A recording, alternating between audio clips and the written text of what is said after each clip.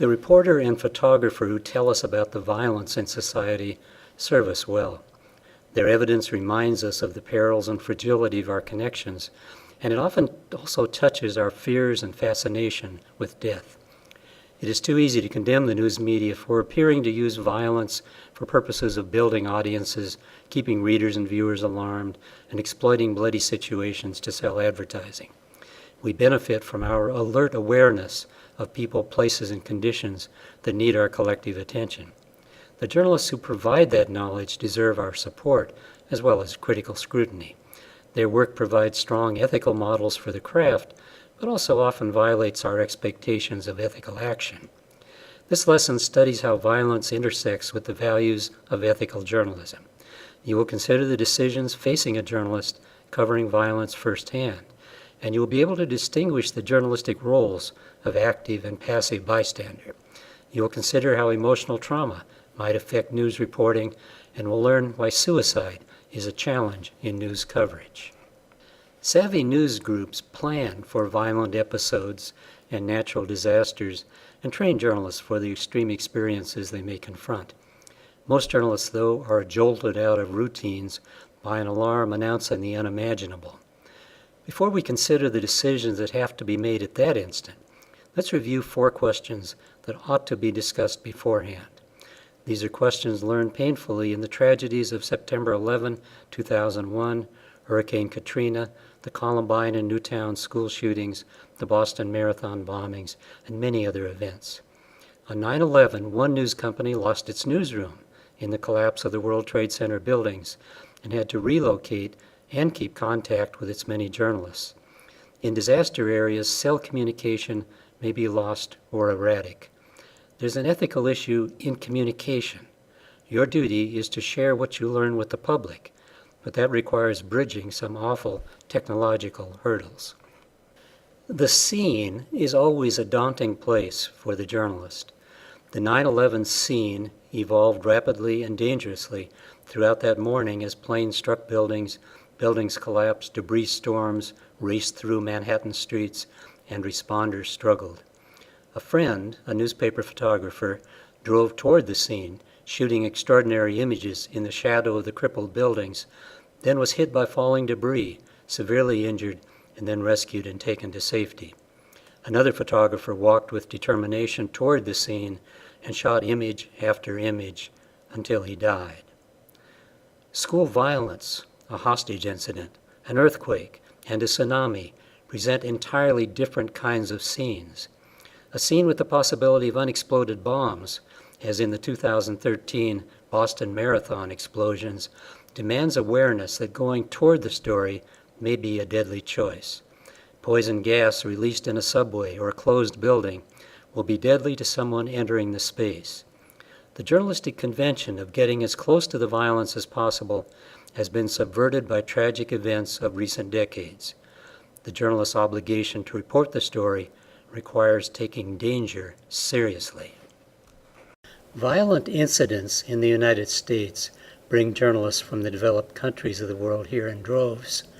The media of the rest of the country respond as well, sending television vans, scores of reporters and photographers, celebrity anchors, and expert commentators. In the Columbine High School violence in 1999, local journalists, who ought to be best prepared to place the incident in context, found their stories edged out in a global firestorm of coverage by media far separated from the realities of the affected community. If telling the truth is the priority in the situation, how can the many competing versions of the truth be weighed? We ought to respect the local version because its authors are rooted in the community, yet their reporting often is overwhelmed by the instant accounts provided by national or international media. The term parachute journalism captures the sense of a national TV crew arriving on the scene of a disaster thousands of miles from their home base. If a story dies after a day or two, their account may lack the critical knowledge that moves reporting toward the truth. Violence and natural disaster force reporters and photographers to temper their allegiance to a certain news convention. Your duty, the convention says, is to report what happens, not to be a first responder. not to do what police, firefighters, emergency workers, or soldiers try to do. Yet violence often cancels that creed, placing the journalist in the foxhole with the victim. Journalists and their employers don't brag about it much, but they do act out of humanity in crisis situations. For some, taking action may be a dilemma, but others see no moral issue at all in giving a helping hand. Hurricanes and floods offer many examples of journalists rescuing stranded victims, offering food and water, trying to find help. Journalists sometimes beat first responders to a disaster scene and do what they can for wounded victims. This facet of news work takes us to the question of whether a journalist should be an active or passive bystander in the event she covers. Students of genocide have long recognized the complicity of the passive bystander in the movement toward violence. The studies, of course, were about citizens in Nazi Germany, for example, who passively allowed the regime to demonize Jews, gays, Catholics, and others. Journalism was implicated as well. In our time, the question resonates when journalists have a choice to help victims, to try to stop violence, or to use their words and images to address dangerous situations. I argue that the choice is more than an intellectual exercise. Choosing to help when you can contributes to a view of the world that recognizes mutual support. A journalist who intervenes, I argue, is and will be a healthier person and better prepared to continue to tell stories effectively and sensitively. Elsewhere, I've written, "The bystander who witnesses horrors but doesn't see a personal role in trying to alleviate them will come to see the world as fearsome rather than alive with possibility." The active bystander can be embodied in the journalist who uses a notebook or camera to record. Those who record the reality of devastation with a mind and ear that recognize what needs attention are essential if the recovery proceeds. Reports and images after Hurricane Katrina asserted both the suffering and the flawed efforts to deal with it.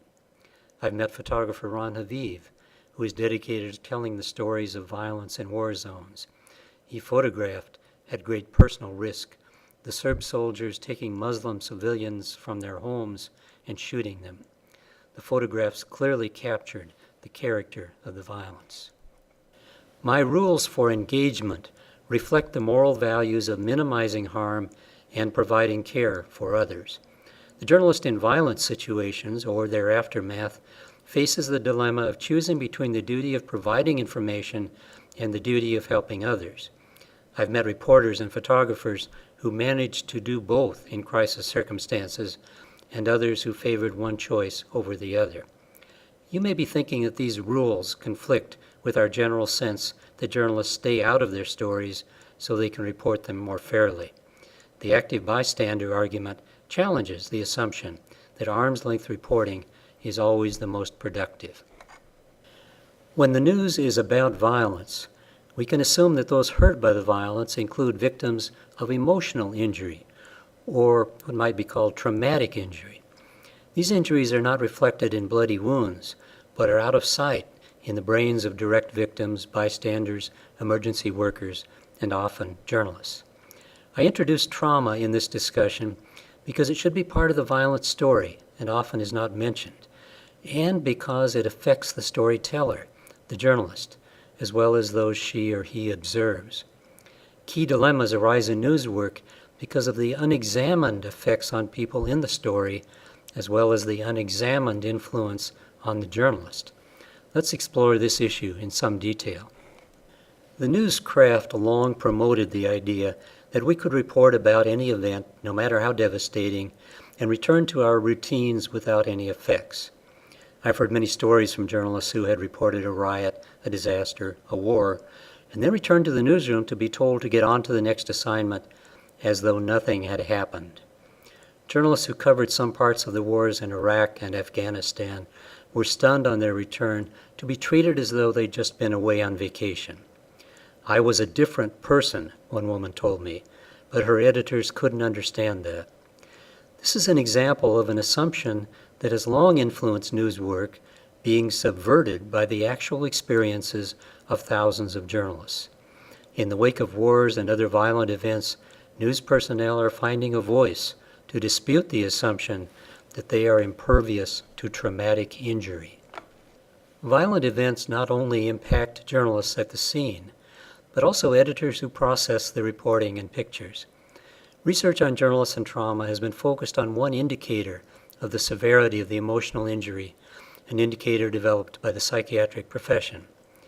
Unknown by most of us a few decades ago, news coverage has made the letters P, T, S, and D a household term. Because news coverage can be affected by the traumatic injury of the journalist, and because traumatic injury ought to be a part of most stories about violence, let's take a look at what we know about journalists and post-traumatic stress disorder. Studies of journalists covering violence have suggested that 30% of those in an extremely violent situation, war coverage, may have symptoms equivalent to a PTSD diagnosis. The relatively few studies of Main Street reporters suggest that that percentage might range from 3 to 10% or more. The reason is that reporters here at home also experience violence frequently, in the form of car or plane crashes, explosions, deadly fires, train wrecks, and murders and suicides. PTSD is the extreme form of traumatic injury. All of us are vulnerable to effects of bad events that never add up to a PTSD diagnosis. Our exposure to violence may be accompanied by feelings of shame or guilt, depression, or chronic pain, and these feelings may in turn encourage drinking or drug use, relationship issues, and problems at work. I want to turn now to how these physical and emotional effects may play out in news reporting. Can trauma affect news coverage? This is a difficult question, since there has been almost no research on the subject. I can speculate that some of what we read, hear, and view is influenced in some degree by journalists who have covered violence and have emotional injury as a result. Depression that often accompanies traumatic injury can darken one's outlook and sense of resilience. Stress, manageable in many circumstances, adds more psychological burden to the work of a journalist exposed to violence. Some studies suggest that the traumatic injury combines with negative beliefs about others, about the workplace, and about life in general. We can imagine a direct connection between these effects and the way a story is shaped, but at this point, the research to affirm that assumption is overdue. We also know that some correspondents manage the emotional effects of their work very well, sometimes over long periods and many different violent assignments. For some, their resilience owes in part to their sense of a duty to provide the truth to their audiences. The media commonly cover the suicides of noted people. Dilemmas arise when a person is known in a group or community but lacks an official title or celebrity status. Journalists in high schools, colleges, and across the commercial media frequently face this dilemma. For guidance in recent years, they have turned to the recommendations of a consortium of governmental mental health agencies, private suicide prevention groups, and international groups such as the World Health Organization. The agencies relate news coverage of suicides to increases in suicides and attempts, especially when the story is repeated or discussed at length, placed on the front page or top of a newscast, and uses dramatic language or imagery. Such coverage, it is believed, creates a false or romanticized idea of the death in the minds of vulnerable people. Details about the location of the death or the method used increase the possibility of imitation, the groups argue. The recommendations suggest that interviews of survivors soon after the event may not be useful. The recommendations have influenced editors to monitor suicide coverage more carefully, but also to avoid reporting most suicides. Some details of a death prompt media to give the suicide attention, though. When a teenage boy died in a small community in Washington state, friends of his mentioned bullying as a possible factor at a memorial service, prompting journalists to report and investigate the issue. In the suicide of Tyler Clementi, a Rutgers University student who had been observed by webcam by other students while he and another man were engaged in sex, the facts of the death exploded into national media attention and led to the conviction of one of the offending students for a hate crime. These cases suggest that media may cover a suicide even though they would prefer not to. But unusual situations like these also are pushing some media to consider reporting more about the lives of people who die by suicide. The guidance to avoid reporting suicides has broken down as the media have paid more attention to reasons for the deaths, especially evidence of mental conditions such as depression. Also, journalists have found both haunting and inspiring stories in the lives of the individuals who died and those around them. Reasons for the death offered immediately are sometimes found to be simplistic and even terribly unfair to the person and survivors. Suicides by homeless, poor, or mentally ill persons rarely get attention, yet a Seattle newspaper sold by homeless people won many awards for a searing study into the life of a man who had died in a leap from a highway bridge. And in Maine, Barbara Walsh, then a reporter for the Portland Press-Herald and Maine Sunday Telegram, spent months studying the suicide of an 18-year-old recent high school graduate, Timmy Thompson. I've provided a link to her report about the story, which included interviews with his parents and with school friends, and described a memorial boulder that neighborhood kids decorated to honor his memory. We learn from the news about the frequency of suicides among military personnel, teenagers, and people suffering chronic illnesses. My sense is that there is too little attention to mental conditions. Although media may avoid reporting suicides, they would inform their audience usefully if they provided better information about mental conditions and their role in violence. We are too familiar with stories of violent and fatal assaults by a person with a mental illness. The repetition of those kinds of stories frustrates mental health advocates who must fight a stereotype that a mentally ill person is necessarily a violent person. We are rarely told about the role of depression or other mental conditions in suicide. Rising suicide rates among children, adolescents, college students, young adults, and older men and women implicate depression as a significant factor. Mental health specialists note how depression impairs one's capacity to solve problems, reason clearly, or conceive an optimistic future. Death is more likely to enter one's thinking as an alternative. If the journalist has a duty to tell the truth about suicide, I believe the reporting should focus clearly on mental conditions and how important it is to address those conditions. In many meetings with veteran journalists, I've heard numerous accounts of Main Street reporting in large and small American cities. Often the reporter, editor, or photographer tells of covering numerous instances of murder, suicide, fatal accidents, and natural disasters.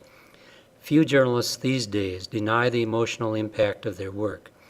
Not long ago, the stories might have met sarcastic responses from bosses and even from co-workers.